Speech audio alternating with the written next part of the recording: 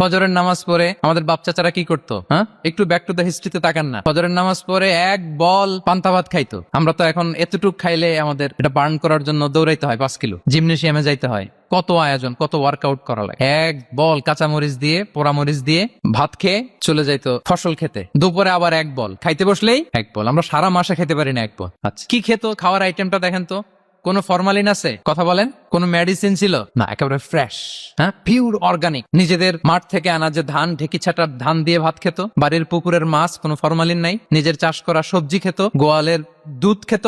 আমরা অনেকে মনে করি যে আমাদের এই যে সায়েন্স এন্ড টেকনোলজিক্যাল অ্যাডভান্সমেন্টের যুগে আমরা বোধহয় খুব সুখে আছি, আমাদের দাদা পরদাদারা বোধহয় এত সুখ করে যায় নাই। ওনারা যে সুখ করে গেছে তা আমরা চোখেও দেখিনি। তারাই আসলে শান্তির, সুখের, আনন্দের সময়টা তারা কাটিয়েছে। তাহলে সম্মানিত সুধী মণ্ডলী, আমি আপনাদেরকে বোঝানোর চেষ্টা করছি যে ইসলামিক লাইফস্টাইল নিয়ে why we should talk about Islamic lifestyle, কারণ পুরো সিস্টেমটাকে তারা করাপ্ট করেছে।